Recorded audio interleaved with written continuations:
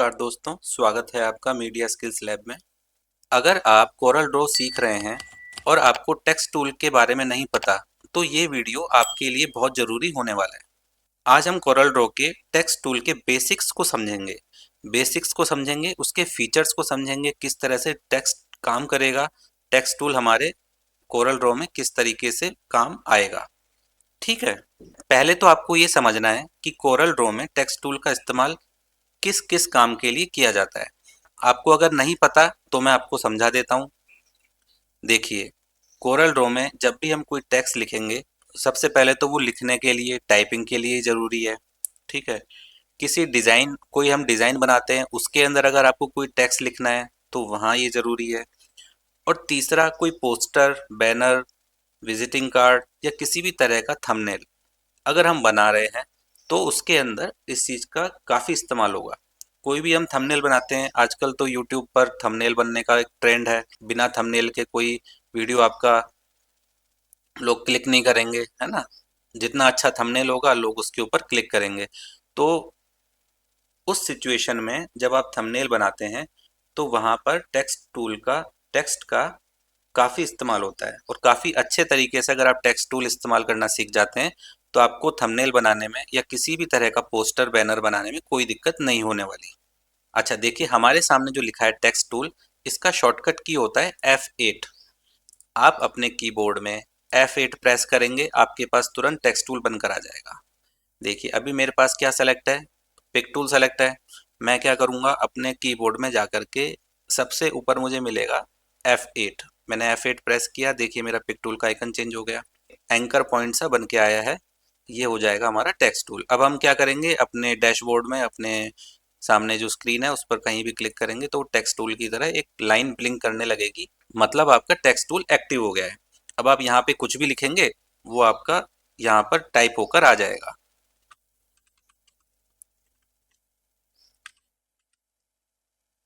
ठीक है, इस तरीके से हम कोई भी टेक्स्ट लिख सकते हैं। और बैक स्पेस प्रेस करके हम दोबारा से उसी पोजीशन पर जा सकते हैं, एक एक लेटर हम पीछे चले जाते हैं उससे।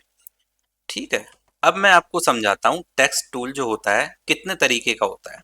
अब आपको ये भी तो समझना जरूरी है कि टेक्स्ट टूल अगर हमने सेलेक्ट किया है तो कितने तरीके के टेक्स्ट टूल होंगे और किस किस काम के लिए टेक्स्ट टूल यूज आएंगे। तो टेक्स्ट टूल दो तरीके के होते हैं, एक होता है आर्टिस्टिक टेक्स्ट और एक होता है पैराग्राफ टेक्स्ट। दोस्तों, ये इस तरह की नॉलेज आपको पहली बार स्क्रीन पर हम दे रहे हैं, तो इसको आप ध्यान से समझिएगा कि किस तरीके से आपको टेक्स्ट टूल समझाया जा रहा है और आपको ये किस तरह से आगे यूज करना है। एक बार आपको ये चीजें समझ में आ जाएंगी तो टेक्स्ट टूल फिर आप किसी भी सॉफ्टवेयर में यूज करेंगे तो आपका बेसिक्स तो यही रहने वाला है। ठीक है, तो दोस्तों मैं बात कर रहा था टेक्स्ट कितने तरीके का होता है, कितने टाइप के टेक्स्ट होते हैं। टेक्स्ट होते हैं दो टाइप के, एक होता है आर्टिस्टिक टेक्स्ट और दूसरा होता है पैराग्राफ टेक्स्ट। आर्टिस्टिक टेक्स्ट होता क्या है, देखिए मैंने आपको समझाया। F8 प्रेस करते हैं या अपना टेक्स्ट टूल यहाँ से लेते हैं। देखिए ये टेक्स्ट टूल का टूल बॉक्स है, टूल बॉक्स के अंदर ये टेक्स्ट टूल आता है। यहाँ मैंने प्रेस किया और मैंने अपनी स्क्रीन पर कोई टेक्स्ट क्लिक किया। देखिए मैंने अपनी स्क्रीन पर ये माउस से क्लिक किया, ये मेरा ब्लिंक होके आने लगा। मैं क्या करूँगा, यहाँ पर कुछ टाइप कर लूँगा। मैं कुछ यहाँ टाइप करता हूँ।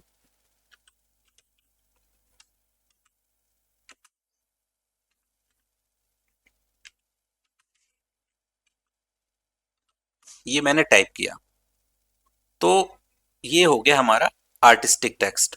ये कहाँ काम आता है, देखिए एक बार क्लिक करके जो हम टेक्स्ट बनाएंगे ये हो जाएगा हमारा आर्टिस्टिक टेक्स्ट।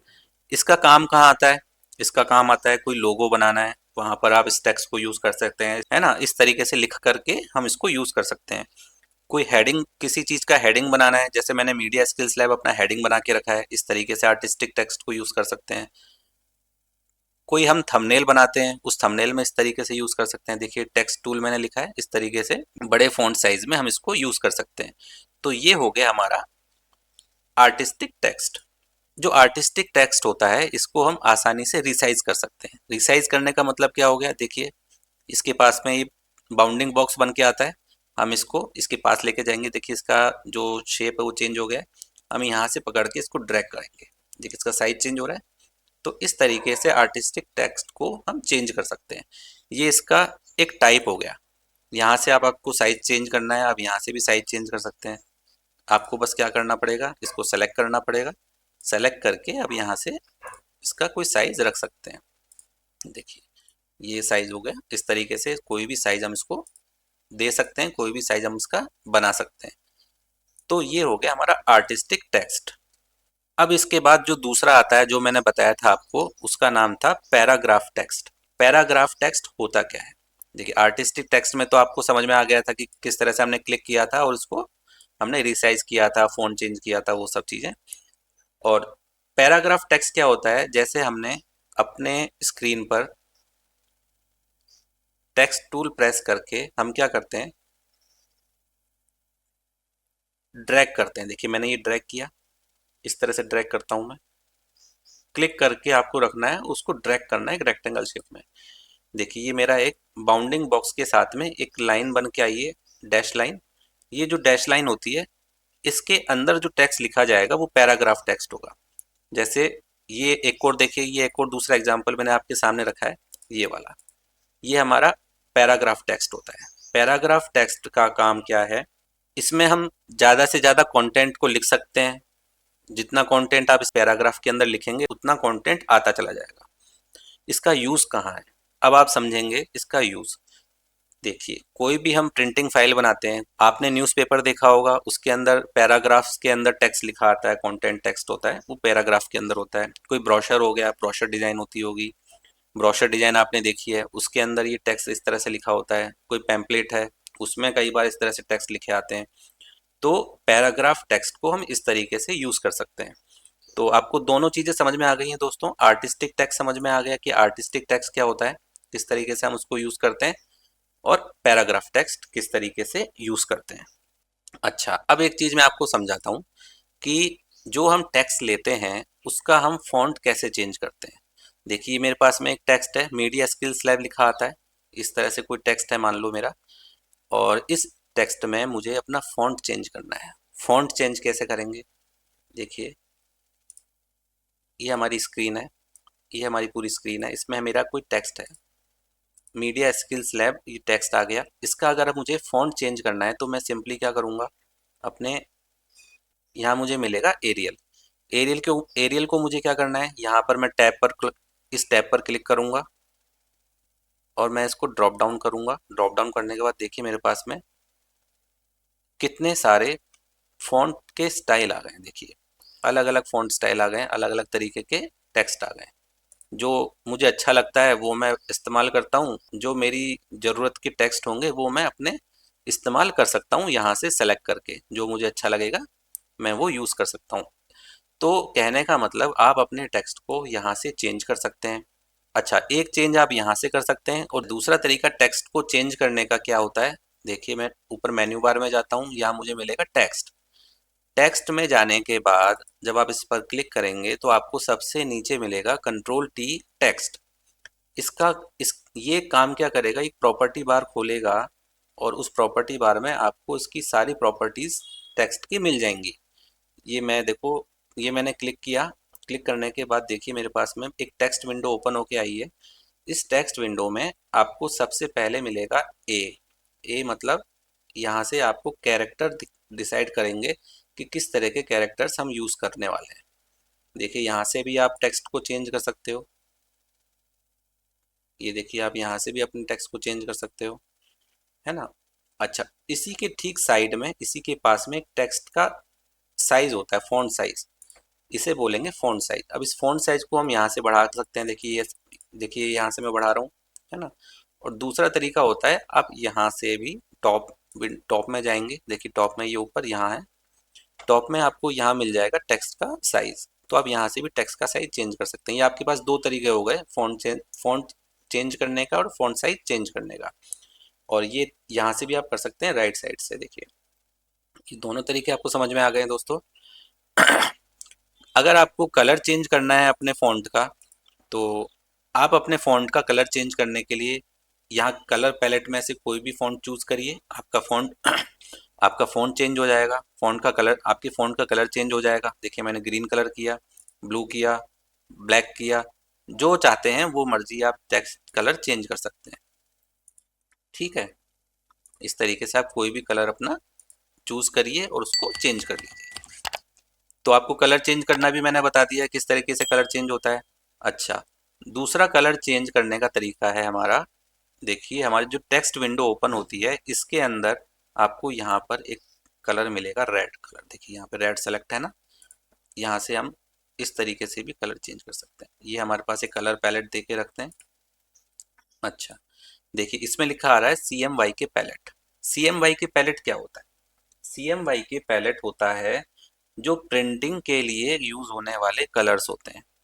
जो अभी हम सेलेक्ट कर रहे हैं ये प्रिंटिंग में यूज होने वाले कलर्स हैं। अगर हम इनको यूज करके अपने किसी डिजाइन को बनाते हैं तो प्रिंटेबल फाइल जो होगी वो एकदम कलर फिक्स आएगी, मतलब उसके कलर्स जो होंगे वो एक्यूरेट आएंगे। जो आप स्क्रीन पर देखते हैं वो कलर्स उसके अंदर CMYK के कलर्स, जो CMYK के कलर्स होंगे वो प्रिंटिंग में काफ़ी अच्छे आने वाले हैं।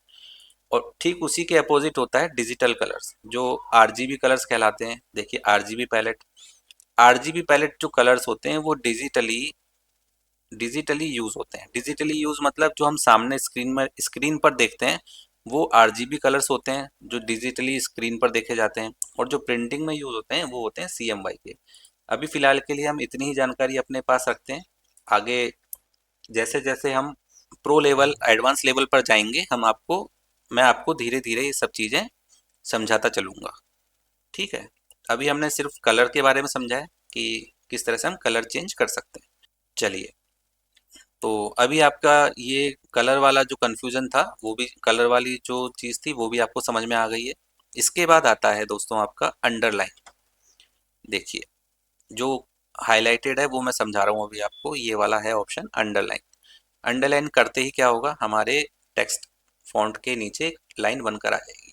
जिस लाइन को कई कई बार हमें अंडरलाइन, हम कहते हैं हमारे इस टेक्स्ट को अंडरलाइन कर दो, तो वो अंडरलाइन हम किस तरह से करेंगे, इस फॉन्ट को सेलेक्ट करेंगे टेक्स्ट को, और टेक्स्ट को सेलेक्ट करके सिंपली अंडरलाइन पर क्लिक करेंगे, हमारे टेक्स्ट के नीचे लाइन बन करके आ जाएगी। देखिए मैं अपने टेक्स्ट टूल ये मैंने सेलेक्ट किया है, इसके नीचे अंडरलाइन करनी है तो मैं क्या करूँगा, अंडरलाइन करूँगा और वो टेक्स्ट अंडरलाइन होकर के आ जाएगा। तो इस तरीके से अंडरलाइन का यूज़ कर सकते हैं। अच्छा, अब मैं आपको समझाता हूँ दोस्तों। जैसे मैं ये टेक्स्ट लिखा, टेक्स्ट लिखने के बाद में मुझे बोल्ड करना है, लेकिन बोल्ड एक्टिव नहीं है। बोल्ड एक्टिव इसलिए नहीं है दोस्तों क्योंकि कई फ़ॉन्ट इस तरीके के होते हैं जिनके अंदर बोल्ड होने का ऑप्शन नहीं होता। तो हम सिंपली उस फ़ॉन्ट को यूज़ करेंगे जिसके अंदर बोल्ड ऑप्शन दिया होता है। जैसे समझो मैंने एरियल फ़ॉन्ट यूज़ किया,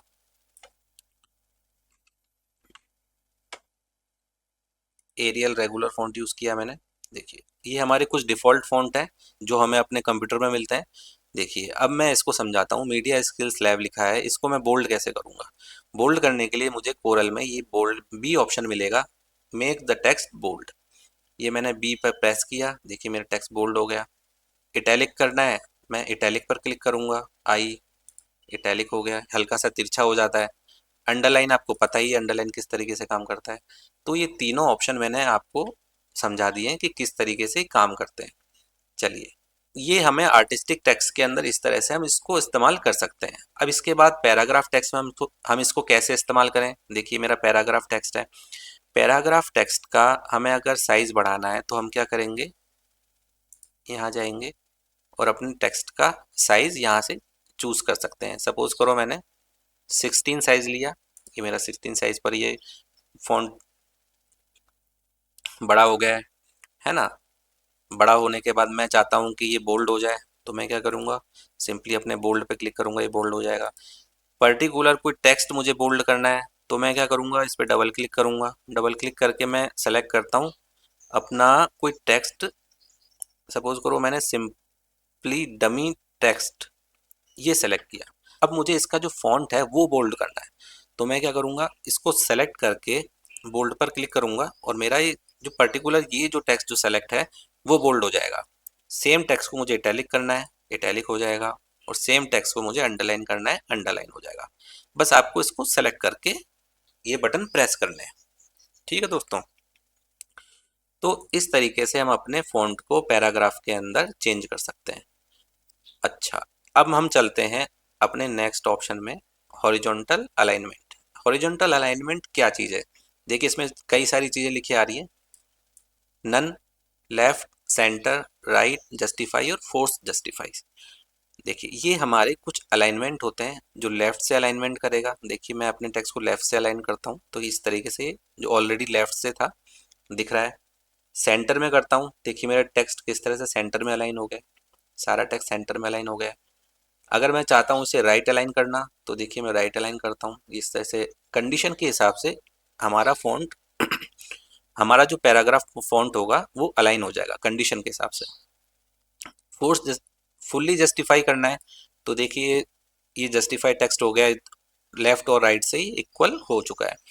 लेकिन इसी के ठीक नीचे आता है फोर्स जस्टिफाई। वो क्या करता है, आपके फॉन्ट में, आपके पैराग्राफ में स्पेसिंग कर देगा और उसे फोर्सफुली लेफ्ट और राइट से उसको अलाइन कर देगा। तो ये होता है फोर्सफुली अलाइनमेंट। तो दोस्तों आपने हॉरिजॉन्टल अलाइनमेंट के बारे में समझ लिया है, और जब हम इसे नन रखेंगे तो ये अपनी पुरानी पोजीशन पर आकर के फिक्स हो जाएगा। तो इस तरीके से हम अपने अलाइनमेंट को यूज कर सकते हैं। अच्छा, इसके बाद में आता है आपका बुलेट लिस्टेड। बुलेट लिस्टेड क्या होता है? देखिए मेरा ये फॉन्ट जो पैराग्राफ फॉन्ट है वो सेलेक्ट है। मैं क्या करूँगा, सिंपल एक बार क्लिक करूँगा, देखिए मेरा एक बुलेट पॉइंट बन के आ गया है। मैं इसको जूम करके दिखा देता हूँ, ये देखिए बुलेट बन के आ गया है। मैं चाहता हूँ कि मेरा ये जो फॉन्ट है ये बुलेट में ना आकर के न्यूमेरिक नंबर में आ जाए। तो मैं क्या करूँगा, इसके बिल्कुल ठीक पास में न्यूमेरिक नंबर मिलेंगे, उस पर क्लिक करूँगा। नंबर्ड पे क्लिक करते ही मेरा ये बुलेट पॉइंट 1 में तब्दील हो गया, 1 में बदल गया है।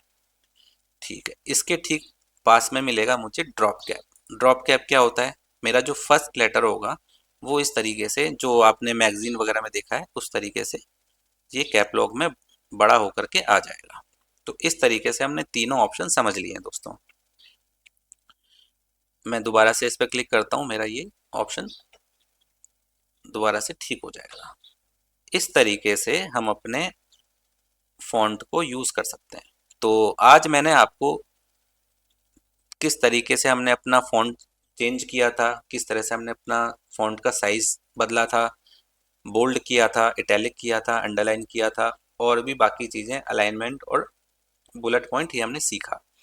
तो दोस्तों ये बिगनर क्लास है, मैं अलग अलग पार्ट में ये क्लासेस बनाने वाला हूँ ताकि आपको ये काफ़ी एक साथ समझने में बोरिंग ना लगे। मैं इसके अगले पार्ट में और आगे आने वाली चीज़ों को कवर करने वाला हूँ, जिसमें आपको बाकी का पोर्शन समझाऊंगा। ठीक है, तो अभी के लिए मैं आपको इतना ही समझा रहा हूँ जितना आप समझ रहे हैं फ़िलहाल, कि किस तरीके से एक टेक्स्ट को यूज़ कर सकते हैं, किस तरीके से हम ने अपना आर्टिस्टिक टेक्स्ट समझा है, और किस तरीके, और दूसरा होता है हमारा जो पैराग्राफ टेक्स्ट। तो ये दोनों चीज़ों को आज मैंने आपको समझाया है। ठीक है, इसका शॉर्टकट मैंने आपको समझाया है, F8 हो जाता है ना। तो इस तरीके से कलर्स वगैरह लेना, ये सब चीज़ें यूज़ करना, आप प्रैक्टिस करिए, थोड़ा सा प्रैक्टिस करेंगे उसके बाद मैं आपके लिए थोड़ा सा और आगे बढ़ूंगा, है ना, थोड़ा सा आगे आपको और समझाऊंगा, और आपके टेक्स्ट टूल को अच्छे से एडवांस लेवल पर लेकर चलेंगे। दोस्तों मैं जो आपको बता रहा हूँ, उम्मीद है आपको समझ में आ रहा होगा, किस तरीके से हमने अपने फ़ॉन्ट को, टेक्स्ट को चेंज किया है, वो समझ में आया होगा, है ना। आगे आने वाली जानकारी मैं पार्ट 2 में लेकर आने वाला हूँ, जिसमें मैं आपको आगे की कुछ चीज़ें फ़ॉन्ट के बारे में समझाऊंगा। अगर आप चैनल पर नए हैं तो आप मुझे सब्सक्राइब कर सकते हैं। आगे आने वाली जानकारी नोटिफिकेशन के लिए बेल आइकन को प्रेस कर सकते हैं, और आप मेरे वीडियोस को लाइक करके मुझे मोटिवेट भी कर सकते हैं, ताकि आगे आने वाले वीडियोस में मैं और भी कुछ नई चीज़ें जो आपके डिज़ाइनिंग के लिए काफ़ी ज़रूरी रहेंगी वो लेकर आता रहूँ। ठीक है दोस्तों, तो अभी के लिए मैं इजाज़त चाहता हूँ, मिलते हैं अगले वीडियो में। धन्यवाद।